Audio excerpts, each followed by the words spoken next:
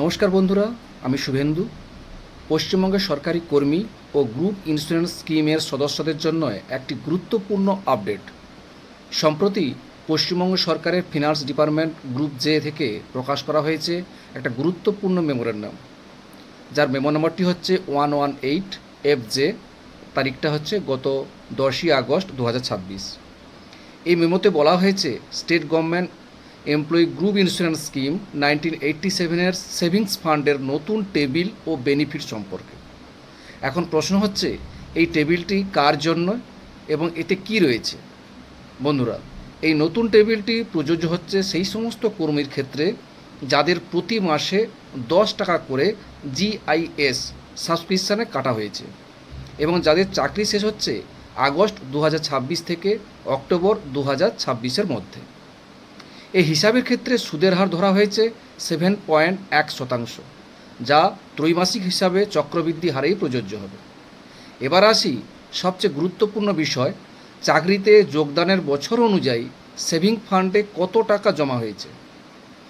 উদাহরণ হিসাবে বলি, যদি কোনো কর্মী 2006 সালে চাকরিতে যোগ দিয়ে থাকেন, তাহলে আগস্ট 2026-এ চাকরি শেষ হলে 10 টাকা মাসিক সাবস্ক্রিপশানের ভিত্তিতে সেভিং ফান্ডের টেবিল অনুযায়ী প্রাপ্য পরিমাণ হচ্ছে প্রায় 3,917 টাকা 76 পয়সা। সেপ্টেম্বরে অবসর হলে এই পরিমাণটা হবে 3,947 টাকা 80 পয়সা, আর অক্টোবর মাসে অবসর হবে তাহলে হবে 3,978 টাকা 2 পয়সা। আবার 2015 সালের যোগদান কর্মীর ক্ষেত্রে আগস্টে প্রায় হবে 1,379 টাকা 83 পয়সা, সেপ্টেম্বরে হবে 1,394 টাকা 95 পয়সা এবং অক্টোবরে হবে যদি হয় তাহলে 1,410 টাকা 16 পয়সা। এই টেবিলে দেখানো হয়েছে। আবার অন্যদিকে 1987 সালে যোগদানকারী কর্মীর ক্ষেত্রে আগস্টে এই পরিমাণ প্রায় 28,488 টাকা 91 পয়সা, সেপ্টেম্বরে 28,663 টাকা 48 পয়সা, আর অক্টোবরে যদি হয় 28,839 টাকা 8 পয়সা। তবে এখানে একটা গুরুত্বপূর্ণ বিষয় মনে রাখতে হবে, এই টেবিলের পরিমাণ এক ইউনিট বা গ্রুপ ডি ক্যাটাগরির সদস্যদের জন্যই উল্লেখ করা হয়েছে। উচ্চতর গ্রুপের কর্মীদের ক্ষেত্রে সংশ্লিষ্ট পরিমাণ অনুপাত অনুযায়ী হিসাব করতে হবে। এছাড়াও এই মেমোতে বলা হয়েছে চাকরি শেষ হওয়ার মাস পর্যন্ত GIS সাবস্ক্রিপশান পুরোপুরি কাটা হয়েছে এমনটা ধরে নেওয়া হয়েছে। যদি কোনো মাসে সাবস্ক্রিপশান কাটা না হয়ে থাকে তাহলে সেই টাকা সুদসহ প্রাপ্য অর্থ থেকে কেটে নেওয়া হবে। আর একটা বিষয়,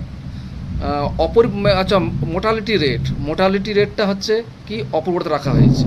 তাই যারা আগস্ট, সেপ্টেম্বর অথবা অক্টোবর 2026-এ অবসর নিতে চলেছেন তাদের জন্য এই নতুন GIS বেনিফিট টেবিল অত্যন্ত গুরুত্বপূর্ণ। আপনার চাকরিতে যোগদানের বছর এবং আপনি কোন গ্রুপে রয়েছেন সেই তথ্য অনুযায়ী কত টাকা GIS সেভিং ফান্ড থেকে পাওয়া যেতে পারে সেটি জানতে চাইলে অবশ্যই কমেন্ট করে জয়েনিং ইয়ার এবং গ্রুপ লিখে জানান। আর ভিডিওটি ভালো লাগলে অবশ্যই লাইক, শেয়ার এবং সাবস্ক্রিপশন করবেন। আর সরকারি কর্মী ও অবসরপ্রাপ্তদের গুরুত্বপূর্ণ খবর পেতে আমাদের সঙ্গে থাকুন। ধন্যবাদ।